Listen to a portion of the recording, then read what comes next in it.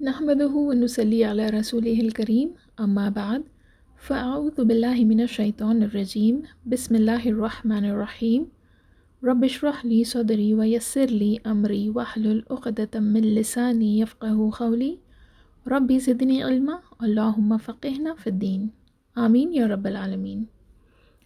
تو last session میں ہم نے دیکھا کہ جنگ احزاب کے بعد جبریل علیہ السلام نبی صلی اللہ علیہ وسلم کے پاس آ کر ان سے کہتے ہیں کہ وہ اپنے جنگ کے آرمر کو ابھی اتار نہیں سکتے۔ کیوں؟ کیونکہ ابھی جنگ ختم نہیں ہوئی تھی، اور انہوں نے نبی صلی اللہ علیہ وسلم کو بنو قریظہ کی طرف جانے کا اشارہ کیا۔ اس کا مطلب کیا تھا کہ بنو قریظہ سے جنگ کرنا ابھی باقی تھا۔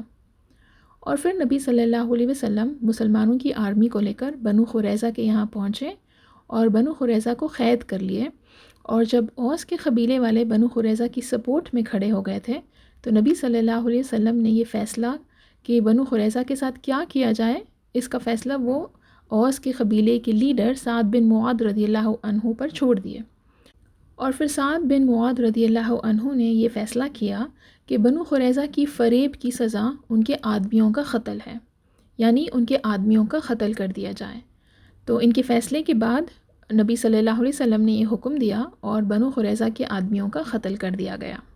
ٹھیک ہے، تو دیکھیے جو یہود کا پہلا گروپ تھا، ہم نے دیکھا کہ مدینہ میں اب تک 3 میجر ٹرائبس تھے جو یہود کے تھے۔ ایک تھا بنو قینقاع، ایک تھا بنو نذیر، اور ایک تھا بنو قریظہ، رائٹ؟ تو بنو قینقاع ان کو مدینہ سے نکالا گیا تھا، رائٹ؟ اگر آپ کو یاد ہو تو ان کو مدینہ سے کیوں نکالا گیا تھا؟ کیونکہ ان کے ایک آدمی نے ایک مسلمان عورت کے ساتھ بدتمیزی کی تھی۔ یاد ہے نا وہ انسیڈنٹ جس میں ایک یہود جویلر تھا، گولڈ سمتھ تھا، اس نے ایک مسلمان عورت کے ڈریس کو پن کر دیا تھا جس سے اس عورت کا اورا دکھا، رائٹ؟ اور وہ انسیڈنٹ کے بعد بنو قینقاع کو مدینہ سے نکال دیا گیا۔ اور دوسرا ٹرائب کون سا تھا؟ بنو نذیر۔ بنو نذیر کو بھی مدینہ سے نکالا گیا تھا، رائٹ؟ اور ان کا جرم کیا تھا کہ انہوں نے ان کا ٹرائب کا یا ان کے لیڈر کا ایک آدمی تھا جس نے باقی سارے لیڈرز کو یہ اکسایا کہ نبی صلی اللہ علیہ وسلم کا قتل کر دیا جائے۔ اور جب جبریل علیہ السلام نبی صلی اللہ علیہ وسلم کو آ کر یہ بتاتے ہیں کہ وہ لوگ ایسا پلان بنا رہے ہیں اور وہ کہتے ہیں کہ نبی صلی اللہ علیہ وسلم کو وہاں سے چلے جائیں، تو نبی صلی اللہ علیہ وسلم ان کے پاس سے اٹھ کر چلے جاتے ہیں، رائٹ؟ لیکن اس کے بعد بنو نذیر کو مدینہ سے نکال دیا گیا، اور ان کا جرم کیا تھا کہ وہ لوگ نبی صلی اللہ علیہ وسلم کو قتل کرنے کا پلان کر رہے تھے، ٹھیک ہے؟ لیکن بنو قریظہ نے کیا کیا؟ ٹھیک ہے، بنو قریظہ تو پوری مسلمان کمیونٹی کو ختم کرنا چاہتے تھے، نہ کہ صرف یہ لوگ پلان بنائے بلکہ اس پلان کو ایگزیکیوٹ بھی کیے، کیونکہ ان کا جرم اتنا بڑا تھا اس لیے ان کی سزا بھی اتنی بڑی ملی ان کو، رائٹ؟ ان کی سزا باقی دوسرے 2 ٹرائب سے بڑی تھی۔ کیوں؟ کیونکہ انہوں نے ایسا کام بھی کیا تھا، رائٹ؟ تو اب اس انسیڈنٹ کے بعد جو نیکسٹ بڑا انسیڈنٹ تھا وہ تھا ٹریٹی آف حدیبیہ، ٹھیک ہے؟ اور جنگ احزاب اور اس حدیبیہ کی ٹریٹی کے بیچ کہا گیا ہے کہ کئی سارے سریہ ہوئے اور کچھ چھوٹے غزوات بھی ہوئے، ٹھیک ہے؟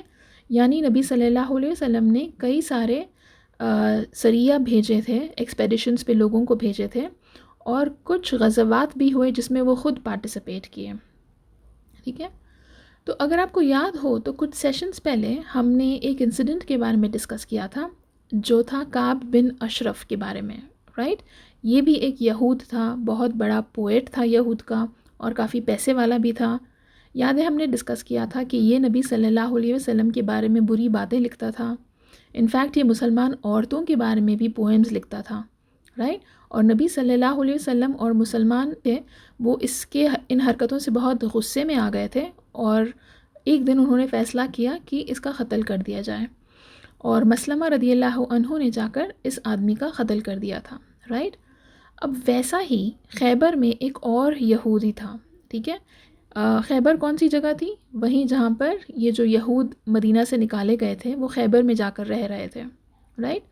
تو اب خیبر میں ایک یہود آدمی تھا جس کا نام تھا ابو رافع۔ یہ بھی بڑا پیسے والا تھا اور بہت ہی جانا مانا شخص تھا۔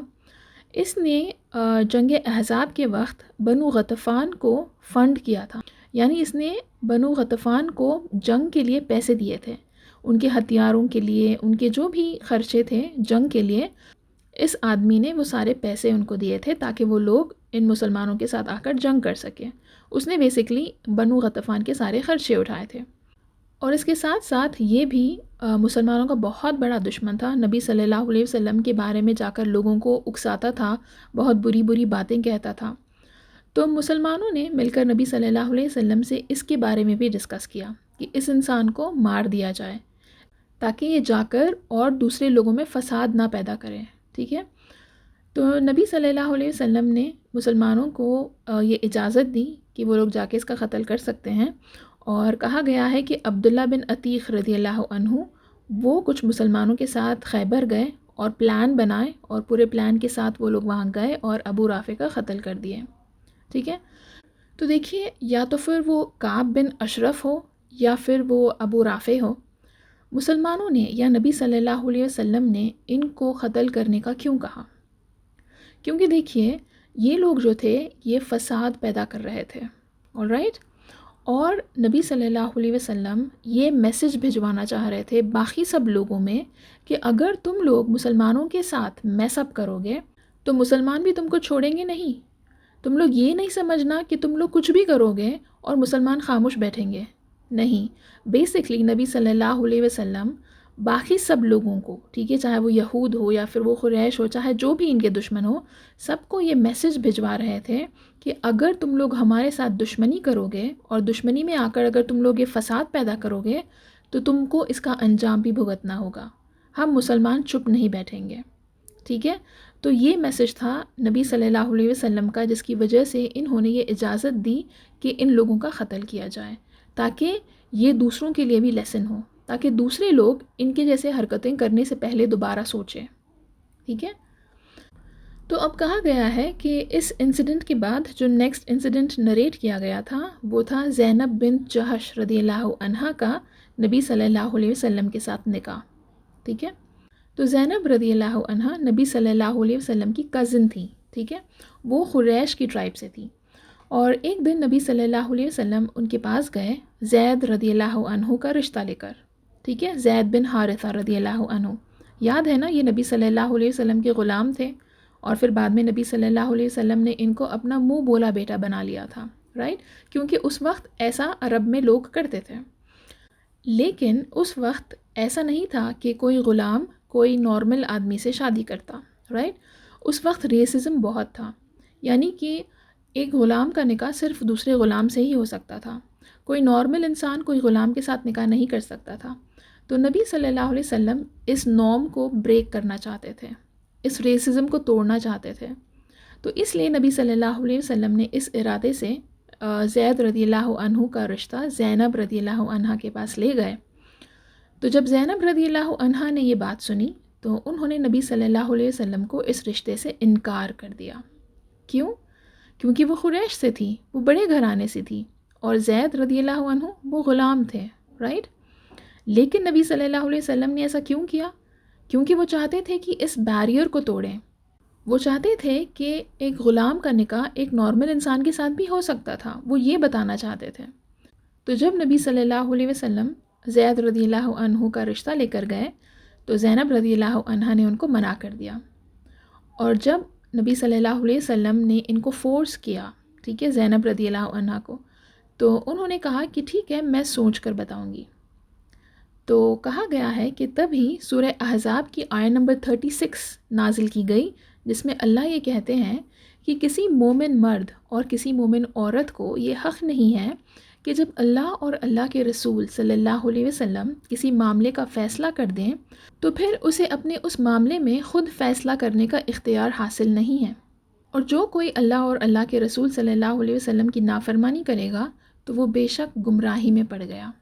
تو دیکھیے، یہاں پر اللہ مسلمانوں سے یہ کہہ رہے ہیں کہ اللہ نے جو فیصلہ کر لیا ہے، یا اللہ کے رسول صلی اللہ علیہ وسلم نے کسی کے لیے کوئی فیصلہ کر لیا ہے، تو پھر اس انسان کے بس میں نہیں ہے کہ وہ اپنے آپ کے لیے کوئی اور فیصلہ لے، ٹھیک ہے، اس کو اللہ اور اللہ کے رسول صلی اللہ علیہ وسلم کے فیصلے سے ہی جانا ہوگا، رائٹ۔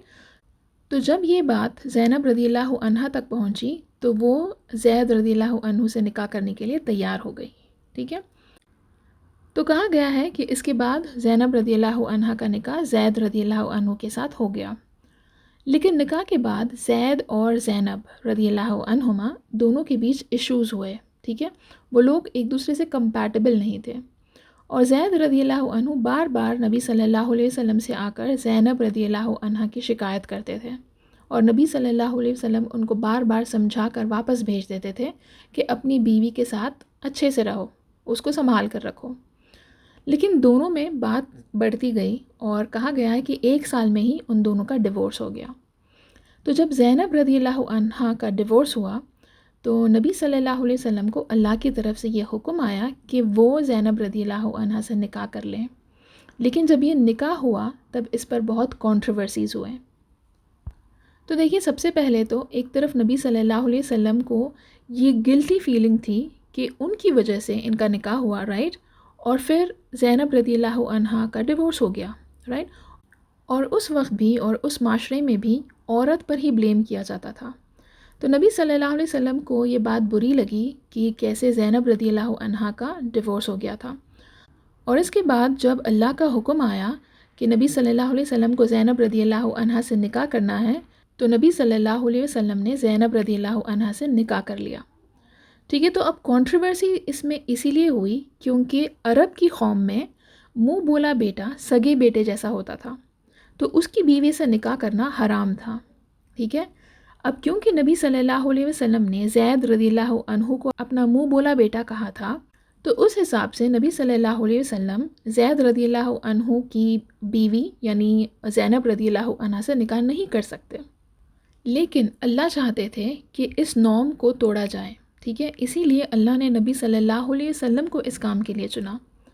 تو بیسکلی اللہ اس انسیڈنٹ سے 2 ایشوز کو ایڈریس کر رہے تھے۔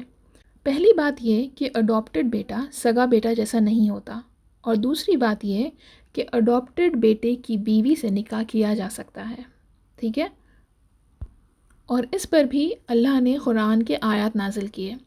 تو اس طرح نبی صلی اللہ علیہ وسلم کا اور زینب رضی اللہ عنہا کا نکاح ہوا، اور اللہ قرآن میں کہتے ہیں کہ انہوں نے یہ نکاح کروایا۔ سوچیں یہ کتنی بڑی بات ہے، رائٹ، کہ اللہ نے زینب رضی اللہ عنہا کا نکاح نبی صلی اللہ علیہ وسلم سے کروایا۔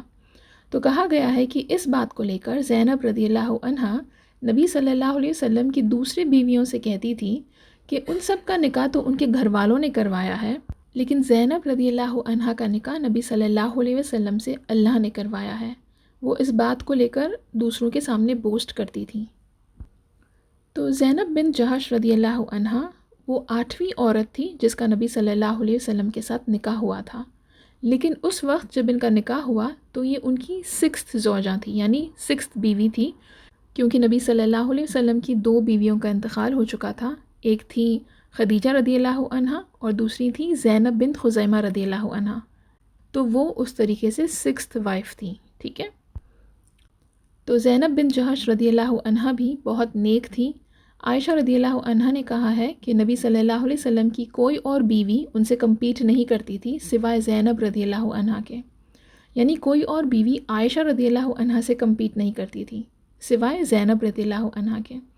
اور یہ بھی کہا گیا ہے کہ وہ بہت زیادہ صدقہ کرتی تھی، یعنی زینب رضی اللہ عنہا بہت زیادہ صدقہ کرتی تھی، اور ان کا بھی اسلام میں بہت امپورٹنٹ رول رہا ہے، ٹھیک ہے۔ کہا گیا ہے کہ نبی صلی اللہ علیہ وسلم کے انتقال ہونے کے بعد جو سب سے پہلی ان کی بیوی تھی جس کا انتقال ہوا ہے وہ تھی زینب بن جہش رضی اللہ عنہا، ٹھیک ہے۔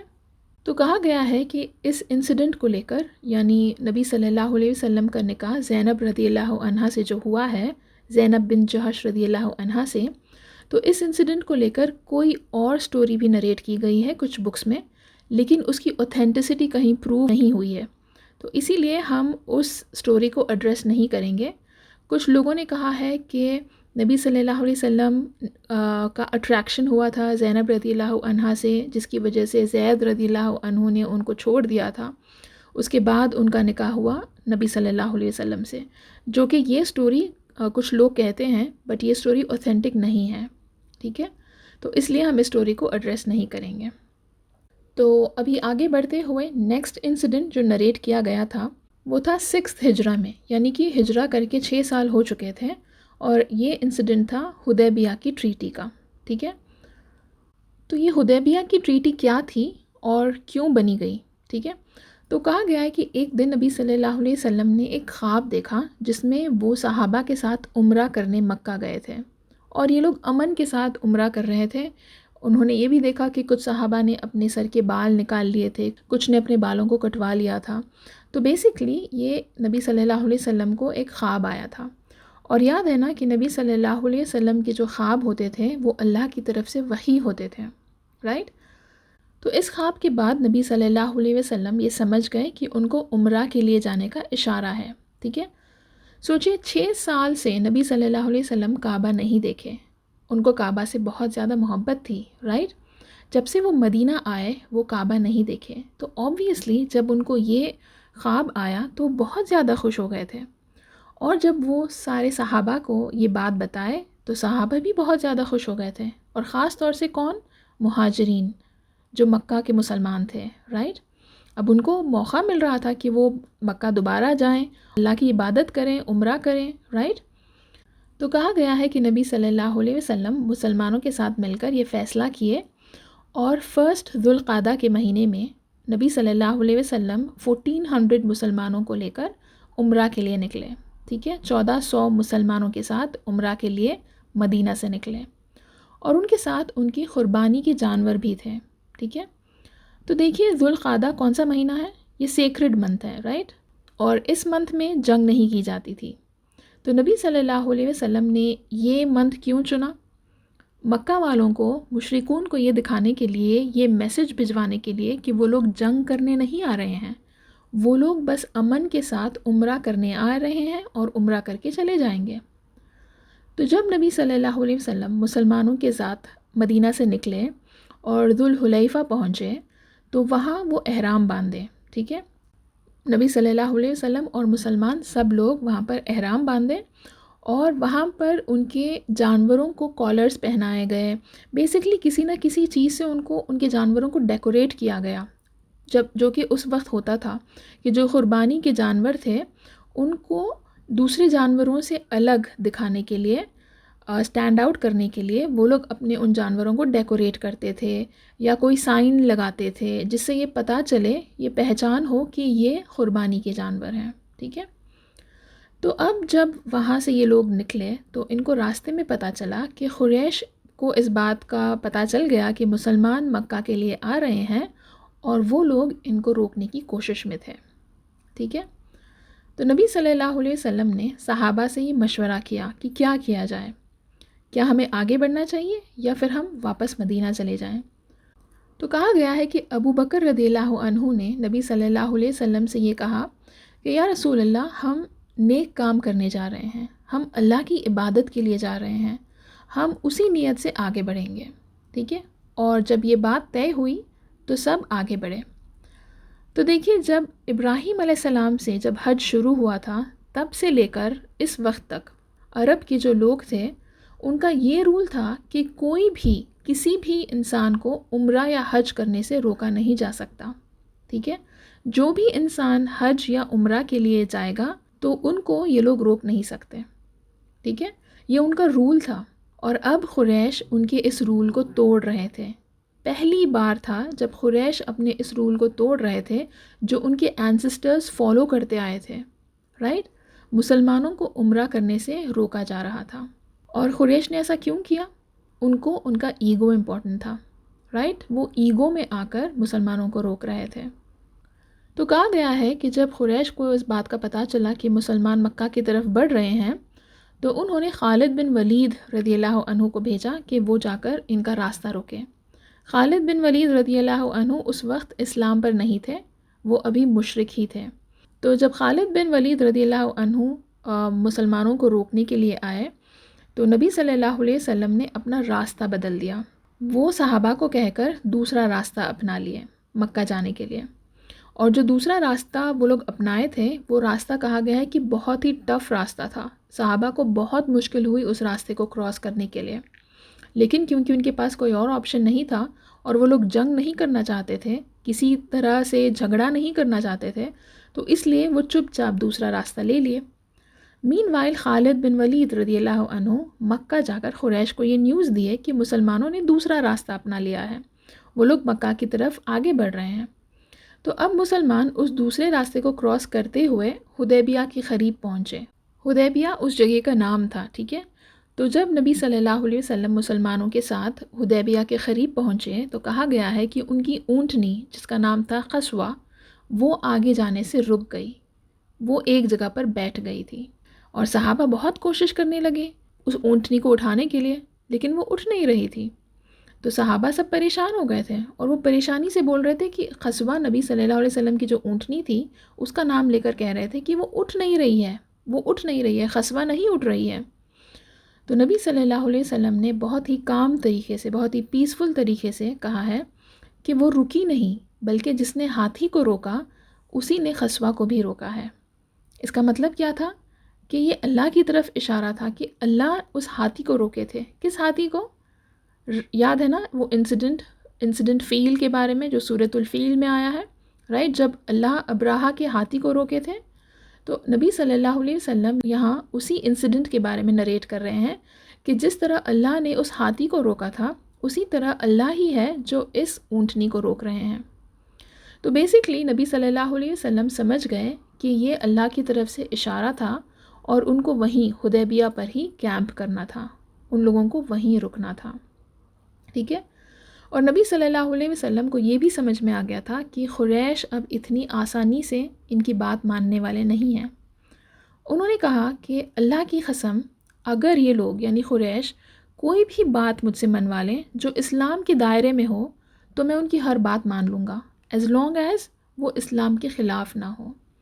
تو نبی صلی اللہ علیہ وسلم تیار تھے، وہ پریپیئرڈ تھے کہ قریش کے ساتھ کوئی بھی پیسفل اگریمنٹ پر آ سکیں، ٹھیک ہے۔